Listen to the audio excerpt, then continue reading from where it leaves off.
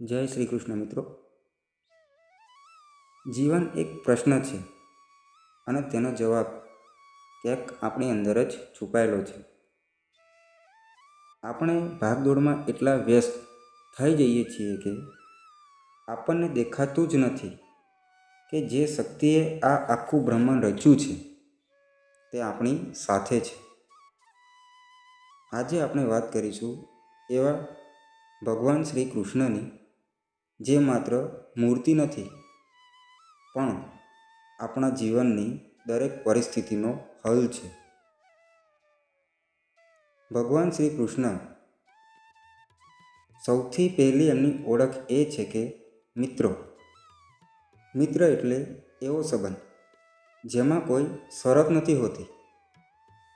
જ્યારે તમે એકલા હો, જ્યારે દુનિયા તમને ન સમજે, ત્યારે યાદ રાખજો કે ભગવાન તમારી સાથે છે. તેમણે અર્જુન સાથે જે મિત્રતા નિભાવી તે જ તેઓ તમારી સાથે નિભાવી રહ્યા છે. બસ તમારે તેમને યાદ કરવાના છે. શું તમે ક્યારેય ભગવાન શ્રી કૃષ્ણને તમારા મનની વાત કહી છે? પ્રયત્ન કરજો, શાંતિ ચોક્કસ મળશે. જ્યારે તમે મુસીબતમાં હો કે શું કરવું અને શું ના કરવું, ત્યારે ભગવાન શ્રી કૃષ્ણ ગુરુ બનીને આવે છે. ભગવદ્ ગીતા માત્ર એક ધર્મ ગ્રંથ નથી, પણ જીવન જીવવાની એક કળા છે.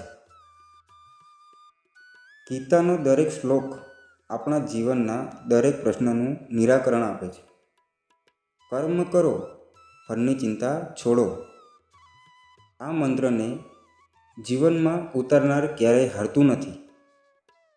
તેઓ આપણને સમજાવે છે કે આ શરીર નાશવંત છે, પણ આત્મા અજર અમર છે. આપણા જીવનનો રથ ક્યારેક ખૂબ ઝડપથી દોડે છે, તો ક્યારેક ખાડા ટેકરામાં અટવાઈ જાય છે. આ રથની લગામ જ્યારે આપણે ભગવાન શ્રી કૃષ્ણના હાથમાં સોંપીએ છીએ, ત્યારે જ આપણે સાચી દિશામાં જઈ શકીએ છીએ. સારથી બનવું એટલે શું?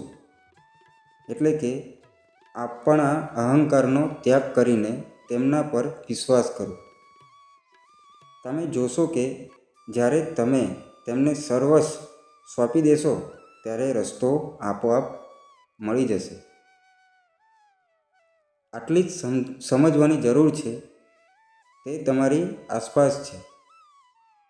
એક ઝાડના પાન તરીકે, તમારા મિત્રના સ્મિત તરીકે, કે તમારી મુશ્કેલીના સમયમાં મળતા સાચા માર્ગદર્શન તરીકે. આજે એક સંકલ્પ લઈએ કે ગમે તે પરિસ્થિતિ હોય, આપણે ભગવાન શ્રી કૃષ્ણ સાથે રહીશું.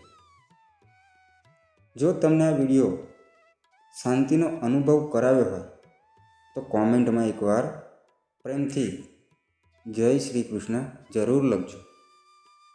આ સંદેશને તમારા પરિવાર અને મિત્ર સુધી પહોંચાડજો. ચેનલને સબસ્ક્રાઈબ કરજો, જેથી આપણે રોજ આવી સકારાત્મક વાતો કરી શકીએ. ધન્યવાદ. રાધે રાધે.